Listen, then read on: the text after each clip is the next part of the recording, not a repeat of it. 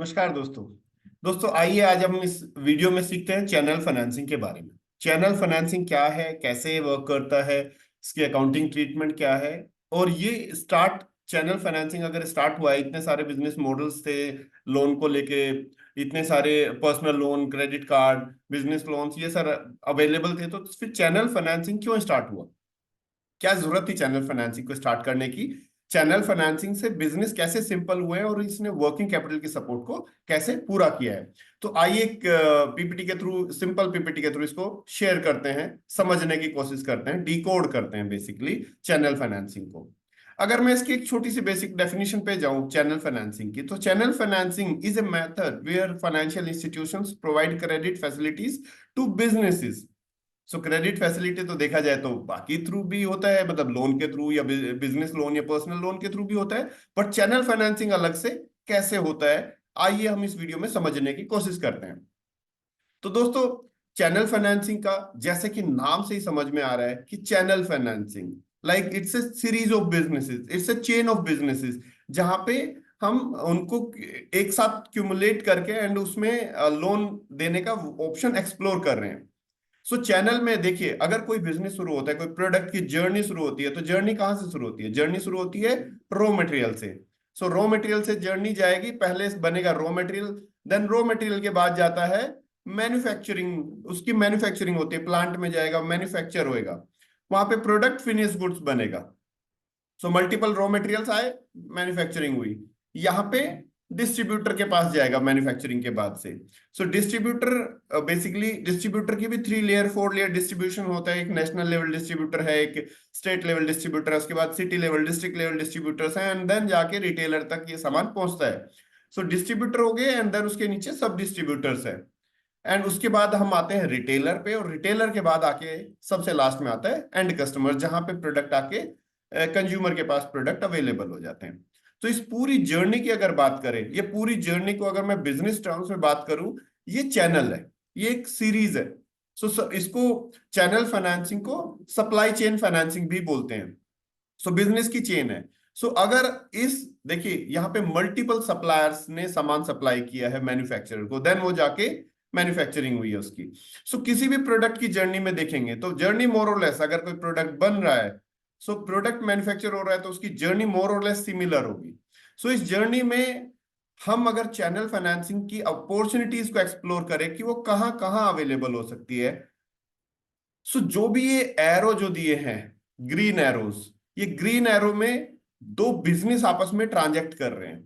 Supplier भी एक business है, मैन्युफैक्चरर भी एक बिजनेस है, डिस्ट्रीब्यूटर भी एक बिजनेस कर रहा है, यहाँ पे सब डिस्ट्रीब्यूटर भी बिजनेस कर रहे हैं, और रिटेलर भी बिजनेस कर रहा है। तो जहां जहां बिजनेस इज इन्वॉल्व है, बिजनेस से सप्लाई हो रही है और बिजनेस ही उसको बाय कर रहा है। इसको चेन बोलेंगे, इसको बिजनेस चेन हो गया है, बी टू बी ट्रांजेक्शन होगी। तो बी टू बी ट्रांजेक्शन को फंड करने के लिए जो मॉडल यूज किया जा रहा है, जो जिसकी बात हम कर रहे हैं, वो है सप्लाई चेन फाइनेंसिंग।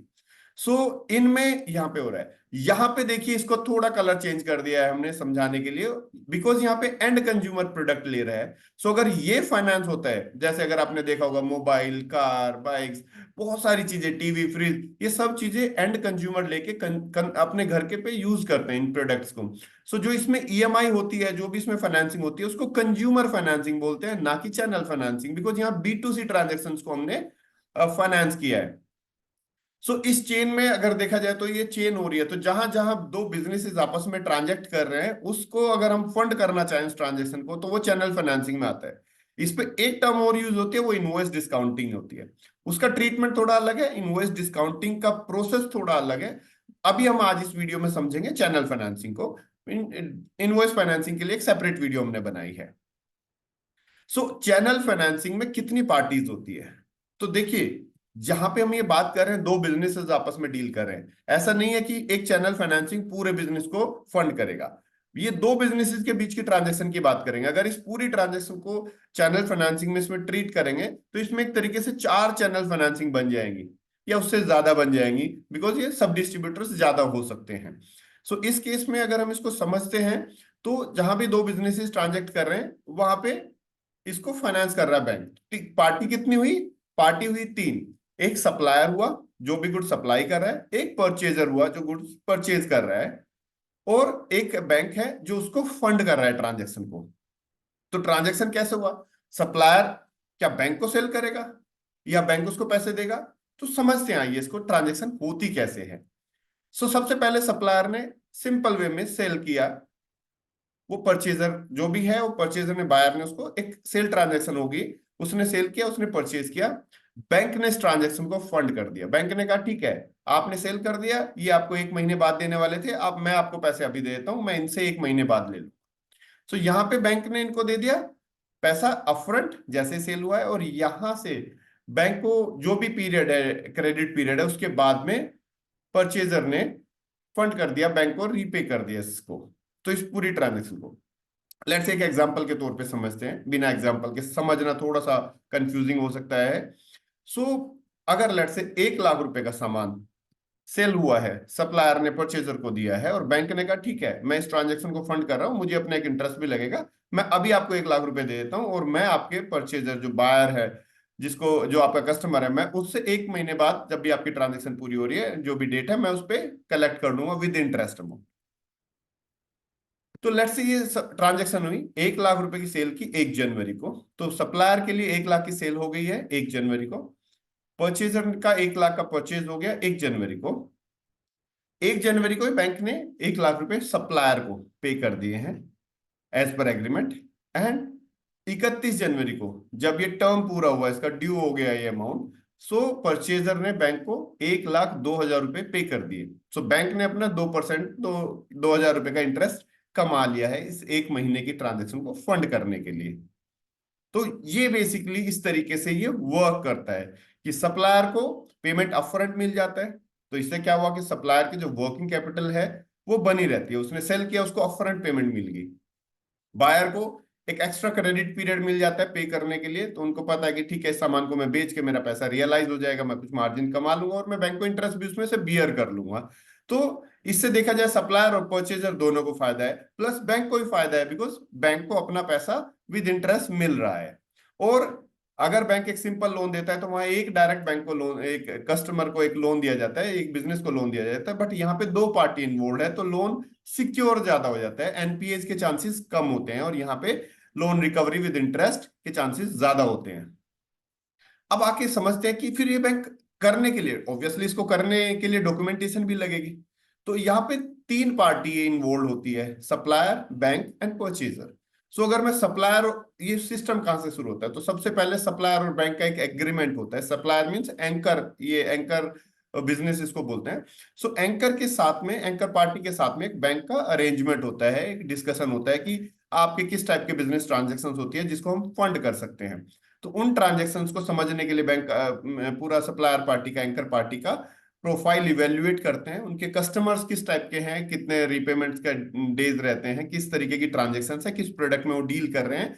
तो ये सारी डिस्कशंस बैंक और सप्लायर के बीच में होने के बाद प्रोफाइल इवेल्युएट होता है। देन बैंक एक टर्म शीट शेयर करते हैं, जिसमें टर्म अलाइनमेंट्स होती है कि किस टाइप का इंटरेस्ट रहेगा, इसमें लॉस अगर होना है तो, अगर कोई लेट से कोई रीपेमेंट नहीं होता है किसी लोन का, तो उसको कौन बियर करेगा उस लॉस को। तो ये सब टर्म्स एग्रीड होते हैं, जिसमें चैनल फाइनेंसिंग एग्रीमेंट एक साइन होता है, एफएलडीजी, फर्स्ट लॉस डिफॉल्ट गारंटी। तो इसमें सप्लायर एक गारंटी भी दे देते हैं कि बैंक कहता है कि ठीक है, इनकेस कोई लॉस होता है तो उसको आप बियर करेंगे, मैं बियर नहीं करूंगा। सो एक परसेंटेज ये लोग आपस में एग्री करते हैं कि किस टर्म, कितनी परसेंटेज की अमाउंट को आप गारंटी करेंगे। और इसमें अपफ्रंट जो प्रोग्राम लिमिट एक बनती है कि आपके ओवरऑल लेट से 10 पार्टनर है, 10 कस्टमर है, अगर सबको 1-1 लाख की लिमिट देनी है तो मैं 10 लाख की लिमिट आपको देता हूँ, और लेट से 10% एफएलडीजी है, तो इसमें 1 लाख रुपए का एफएलडीजी अमाउंट है, तो बैंक कह सकता है कि आप 1 लाख रुपए मुझे अभी सिक्योरिटी के तौर पे दे दीजिए। और बाकी, या फिर दूसरा एक मेथड होता है कि जो भी वो डिसबर्सल करेंगे उसमें से डिडक्ट कर लेंगे। थोड़ा सा टेक्निकल टर्म है बट ठीक है, अभी के अंडरस्टैंडिंग के लिए आप समझ सकते हैं कि इस टाइप का अरेंजमेंट्स होते हैं आपस में। देन उसके बाद रेगुलर मॉनिटरिंग एंड करेक्शंस होती है, जिसमें बैंक रेगुलर बेसिस पे मॉनिटर करते रहते हैं कि इसमें जो आपका डिफॉल्ट कितने हैं, डिफॉल्ट हुआ है कि नहीं हुआ है, रीपेमेंट्स कैसे रहे हैं, रीपेमेंट शेड्यूल, इंटरेस्ट सब टाइम पे आ रहा है। सो अगर सब कुछ ठीक है तो बैंक इसमें लिमिट्स इंक्रीज करते रहते हैं। दूसरी साइड पे बैंक और परचेजर के बीच में इसमें क्या अरेंजमेंट्स रहते हैं, तो इसमें एक ट्राई पार्टी एग्रीमेंट, जो सप्लायर परचेजर है उनके साथ एक छोटा सा ट्राई पार्टी एग्रीमेंट, ये जनरली ऑनलाइन ही होता है जिसमें एग्री करते हैं कि ये अमाउंट पे करेंगे। और उनका प्रोफाइल इवैल्यूएशन तो डेफिनेटली वो केवाईसी, डॉक्यूमेंट बैंकिंग और जीएसटी वगैरह के बेस पे प्रोफाइल इवैल्यूएशन भी इसमें होता है इनका, परचेजर साइड पे। तो उसके बाद सिक्योरिटी चेक्स बैंक इसमें रख सकते हैं कि इन केस कोई फ्यूचर में डिफॉल्ट हुआ तो वो चेक को इनकैश करा सकते हैं। और एक ऑनलाइन ई नेस ऑटो डेबिट का जो फॉर्म होता है वो साइन हो जाता है। इससे क्या कि बैंक जो भी ड्यू डेट पे कलेक्ट करना है वो आपके अकाउंट से डायरेक्ट भी कलेक्ट कर सकते हैं। सो ऑटो डेबिट का एक आप एग्रीमेंट साइन करते हैं, इन्हें साइन करते हैं, फॉर्म साइन करते हैं। और इसमें एक बहुत इंटरेस्टिंग चीज होती है जो जनरली हर एग्रीमेंट में हर कंपनी अलाइन करती है। इन केस परचेजर पहले प्रायर पेमेंट करना चाहता है, प्री पेमेंट करना चाहता है ड्यू की, सो वो इंटरेस्ट बेनिफिट परचेजर को हो जाता है। जैसे इस पिछले एग्जांपल की अगर बात करें, अगर 15 जनवरी को ही परचेजर कहता है कि मैं तो पे करना चाहता हूं, सो जो इंटरेस्ट अमाउंट 2000 है वो 1000 कंपेरेटिवली प्रोराटा बेसिस पे 1000 हो जाती है। ये बहुत सारे जो एग्रीमेंट्स हैं उसमें ये एक कॉमन फैक्टर होता है जिसमें इंटरेस्ट की फ्लेक्सिबिलिटी होती है कि डे के बेसिस पे या इसको चार्ज किया जाता है।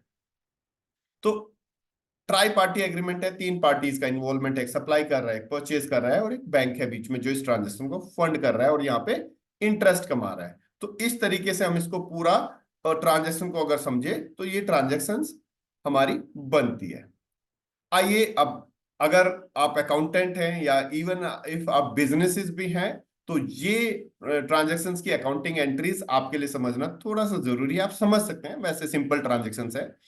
पिछले एग्जांपल में जो हमने बात की है कि ये ट्रांजेक्शन 1 लाख रुपए का 1 जनवरी को सेल हुआ, देन उसके बाद उसको रीपे हुआ 31 जनवरी को। इन अकाउंटिंग एंट्रीज के थ्रू समझते हैं कि ये ट्रांजेक्शन की अकाउंटिंग एंट्रीज कैसे होगी। सो अगर सप्लायर की बात करें तो 1 जनवरी को उसके पास सिंपल एक एंट्री होगी जिसमें कस्टमर का अकाउंट 1 लाख से डेबिट करेंगे टू सेल्स और टू जीएसटी, जो भी इस पे जीएसटी एप्लीकेबल होगा वो जीएसटी चार्ज हो जाएगा यहाँ पे। सो जीएसटी के अमाउंट हमने सिंप्लीफिकेशन के लिए भी इग्नोर कर दिया यहाँ पे इस ट्रांजेक्शन में। सो 1 जनवरी को आपने समझ लिया कि customer account debit to sales, ये आपका सिंपल एक ट्रांजेक्शन बन गई, सेल एंट्री बन गई। फिर 1 जनवरी को ही बिकॉज सप्लायर को पैसा मिल गया है तो सप्लायर क्या करेगा, बैंक अकाउंट डेबिट, पैसा आ गया बैंक में तो बैंक अकाउंट डेबिट टू। अब कंफ्यूजन ये है कि टू में मैं क्या रखूं, क्या मैं अपने कस्टमर्स को क्रेडिट दे दूं यहाँ पे, बिकॉज पैसा तो मेरा आ गया, मेरे को पैसा तो आना नहीं, अब तो कस्टमर बैंक को पे करेगा। इसमें कंफ्यूजन है कि अगर अगर देखिए, अगर मैं यहाँ पे कस्टमर को टू कर देता हूँ, क्रेडिट कर देता हूँ और कस्टमर का अकाउंट जीरो कर लेता हूँ, हो सकता है फ्यूचर में कस्टमर ना पे करे और मुझे ये प्रॉब्लम आए और मुझे अपना रिको भी बनाना होगा कि मुझे जो मेरा चैनल फाइनेंसिंग बैंक है उसने कितना फंड किया है। तो उसका लेजर बनाने के लिए मैं यहाँ पे bank account debit to channel financing bank account कर देता हूँ। जो भी बैंक मुझे इसमें चैनल फाइनेंसिंग कर रहा है यहाँ पे, या जो फिनटेक प्लेयर, बैंक ने अगर कोई फिनटेक प्लेयर भी इसमें चैनल फाइनेंसिंग कर रहा है तो मैं उसके अकाउंट को क्रेडिट कर दूंगा, सो दैट ये ट्रांजेक्शन वहां पे पार्क हो जाएगी, समझ में आ जाएगा कि फ्यूचर में ये पेमेंट सेटल होना है कस्टमर से। और 31 जनवरी को जब मेरे परचेजर साइड से ये पेमेंट जा चुकी होगी बैंक को, तो मैं उस टाइम पे channel financing bank account debit to customer account करके अपनी ट्रांजेक्शन को जीरो कर लूंगा। तो मेरा कस्टमर अकाउंट सेटल हो गया, मेरा channel financing bank account settle हो गया और मेरा देखा जाए तो दो ही एंट्री है, कस्टमर सेल्स मेरा क्रेडिट है और बैंक में मेरा पैसा आ गया। तो मेरी सिंपल ट्रांजेक्शन है। बाकी मेरे जो रिको अकाउंट्स हैं कस्टमर का और सप्लाई चैनल फाइनेंसिंग बैंक का, ये दोनों अकाउंट जीरो हो गए हैं, नील हो गए। अब बात करते हैं परचेजर साइड पे। तो परचेजर इसकी क्या क्या एंट्री पास करेगा, बिकॉज परचेजर ने देखिए 1 लाख रुपए का सामान है बट पेमेंट वो 1,02,000 रुपए कर रहा है, तो उसकी परचेज कॉस्ट एक तरीके से बढ़ गई है।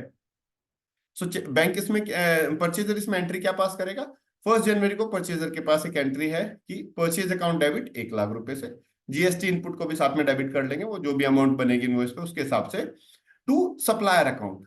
सो यहाँ पे सप्लायर को क्रेडिट कर दिया 1 लाख रुपए से।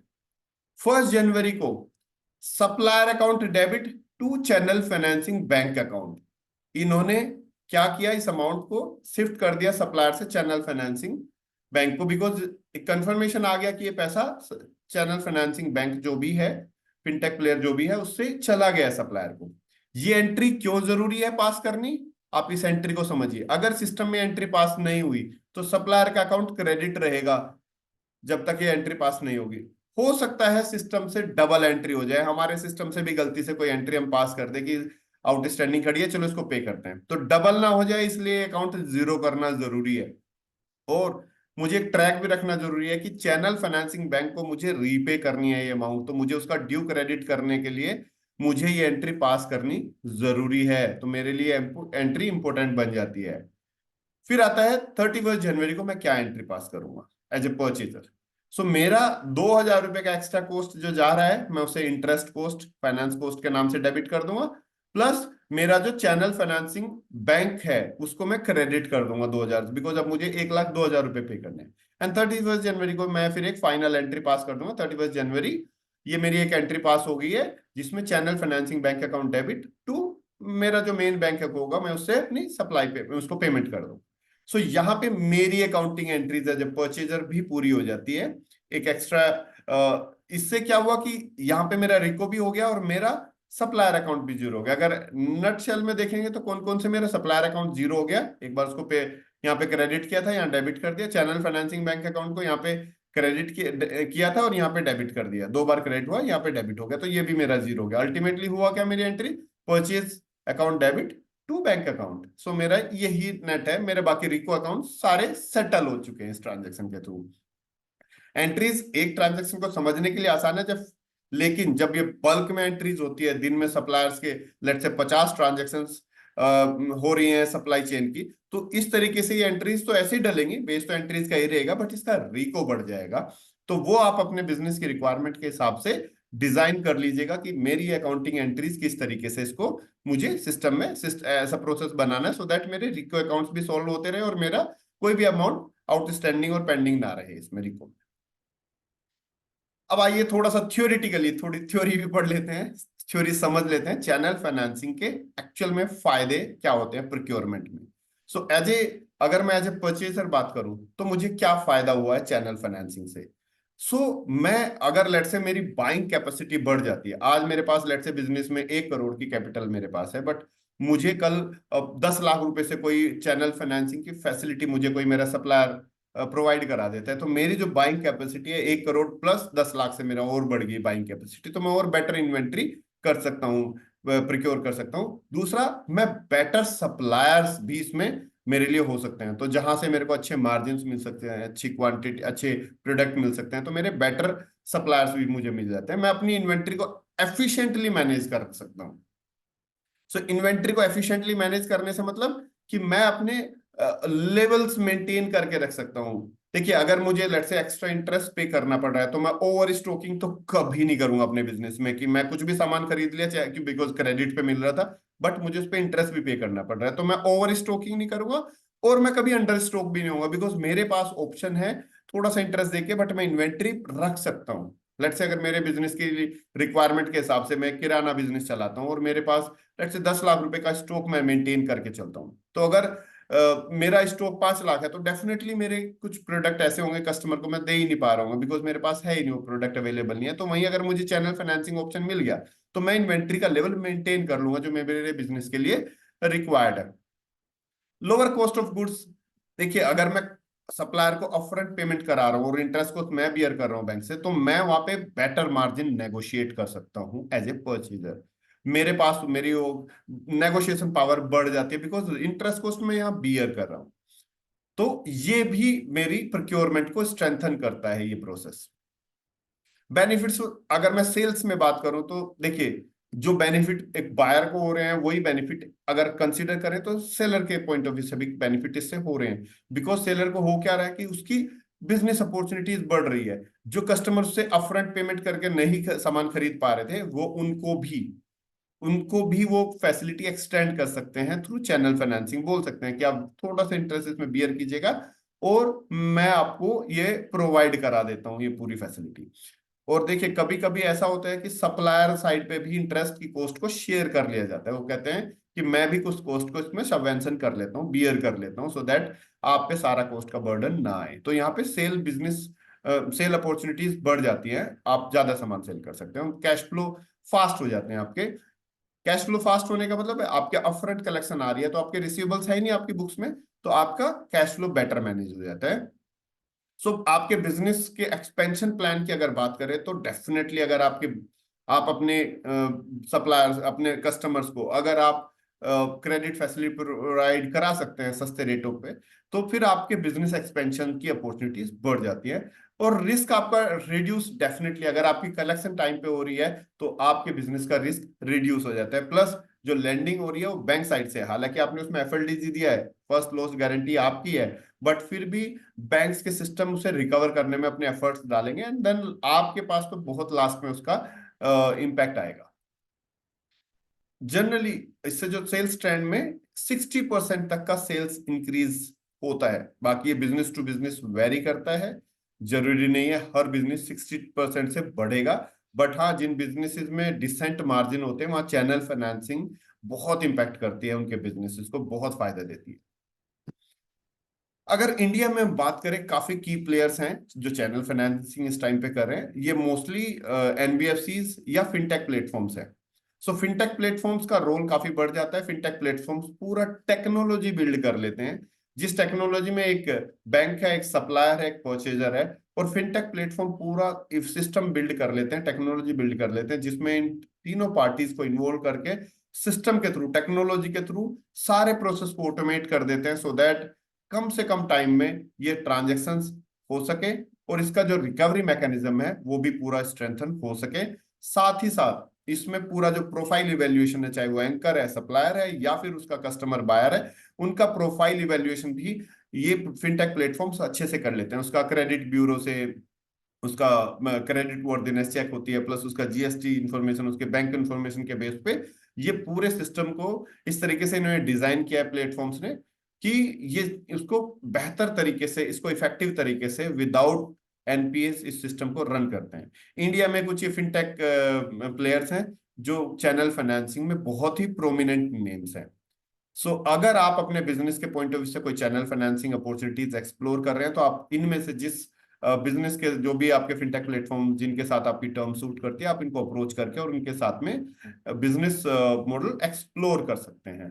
अगर हम बात करें आज की इस वीडियो से हमारे जो टेक अवेज हैं, ये वीडियो अगर मैं बात करूं, ये वीडियो किसके लिए इंपॉर्टेंट है? ये वीडियोस बिजनेस ओनर्स, फाउंडर्स या फाइनेंस टीम के लिए इंपॉर्टेंट वीडियो है। प्लस जो एस्पायरिंग अकाउंटेंट्स है या अकाउंटिंग प्रोफेशनल्स हैं, वो इस वीडियो को देख सकते हैं और उससे फायदा ले सकते हैं। अगर हम बात करें चैनल फाइनेंसिंग से क्या क्या फायदे हैं, डेफिनेटली ये फाइनेंशियल स्टेबिलिटी बिल्ड करती है, चाहे वो परचेजर साइड पे हो या सप्लायर साइड पे हो, दोनों तरफ ये फाइनेंशियल स्टेबिलिटी बिल्ड करती है। बिकॉज आपके कैश फ्लोज को स्ट्रांगली मैनेज करती है, आपकी बाइंग पावर को और आपकी सेलिंग अपॉर्चुनिटीज को भी इंक्रीज करती है। स्ट्रेटेजिक एक्सपेंशन अगर आप करना चाहते हैं तो चैनल फाइनेंसिंग आपके बिजनेस के लिए डेफिनेटली एक एडवांटेज होगा। और रिस्क मिटिगेट की अगर बात करें तो अगर आपकी कलेक्शंस टाइम पे हो रही है तो आपके बिजनेस के रिस्क को कम करता है। मैं आशा करता हूं ये वीडियो आपको अच्छी लगी होगी। ऐसी और बिजनेस से रिलेटेड और फाइनेंस से रिलेटेड वीडियोस को देखने के लिए आप हमारे चैनल ट्रेनिफाई को फॉलो कर सकते हैं। हमारा चैनल आपको यूट्यूब पे, लिंक्डइन पे, फेसबुक पे, इंस्टाग्राम पे आप हमें फॉलो कर सकते हैं। ऐसी वीडियो देखने के लिए thank you. Thank you so much for your time.